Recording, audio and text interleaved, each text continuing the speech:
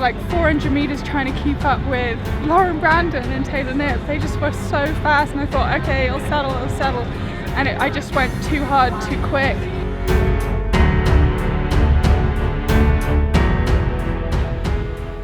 All right, Holly, I know you've probably told the story or race recap about 100 times so far.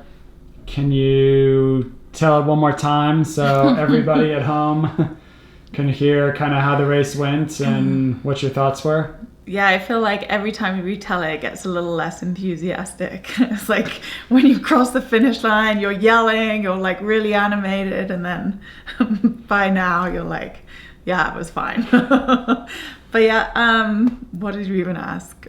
How did it go?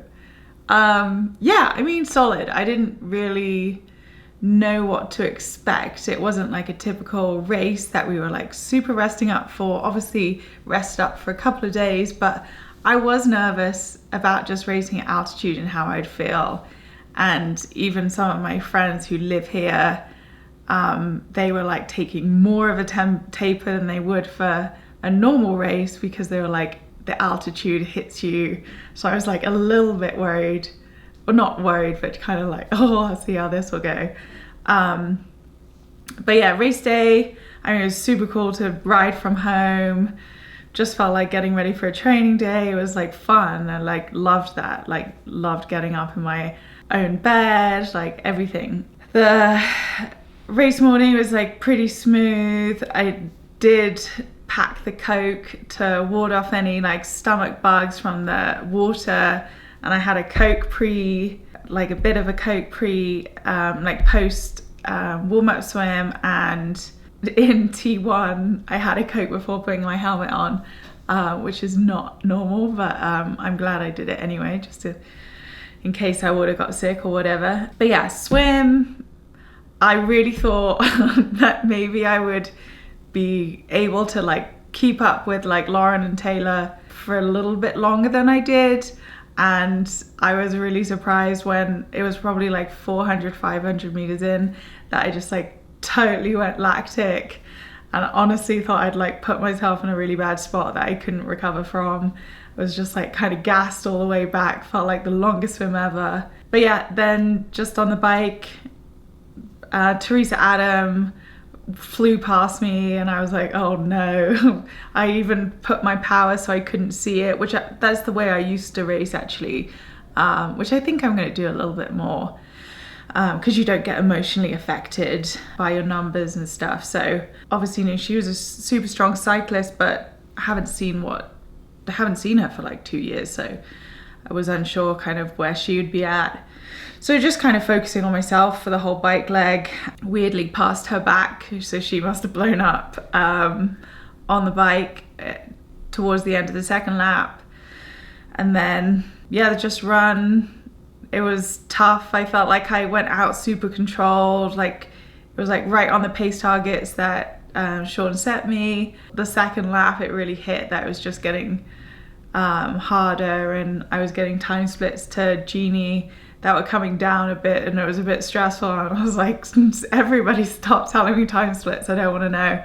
So yeah, I was just stoked to come second, because I would never have topped Taylor, who obviously is current 70.3 world champ, and just, yeah, in kind of crazy bike shape that I feel like she can just outbike everyone. Yeah, I couldn't have asked any more of myself, and had fun, which that was my biggest thing going into it, that I just wanted to enjoy the whole thing, no matter, you know, if I was having a tough day or whatever. So that was a huge positive, and yeah, just straight back into training then, which super nice. No gear packing and everything. It was like minimal, like it never happened, and yeah, perfect.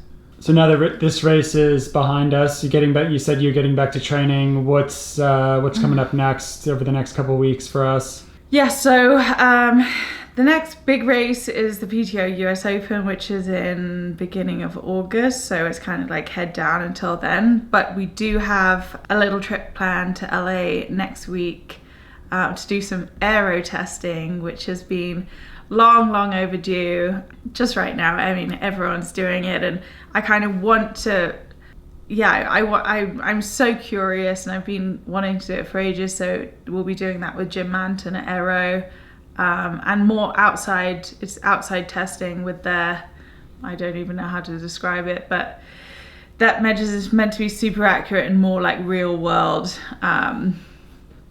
data. So I'd be super excited to like share whatever we come out with, and obviously gonna test swimsuit versus sleeves, which I'm really interested to know. I know Lionel said he did a test and he said the sleeves will no faster, so you see him now with no sleeves. So yeah, we'll do that, and also it'll be a good opportunity to test coming down from altitude to race. So we'll kind of have like a race simulation within that, you know, less than 72 hours, and then I'll fly right back before I've even had chance to kind of adapt for sea level. So yeah, that'll be like an in and out visit, but yeah, excited to do that.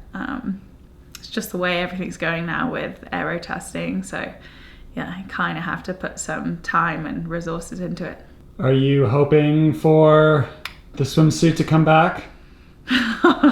Well, if anyone saw the footage of me in Boulder, I decided on the run that I felt too covered up. I just like took my suit off, which was terrible because I was like stuffing it. Like, it's not designed to be worn like that, and I felt like I looked ridiculous, but I didn't care.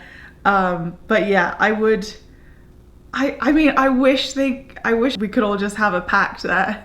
all the women could just wear no sleeves, because no, I don't think anyone likes to swim with sleeves under a wetsuit, and it's just more stuff. But anyway, it would be nice to quantify that, and I really hope I get the same results as Lionel did.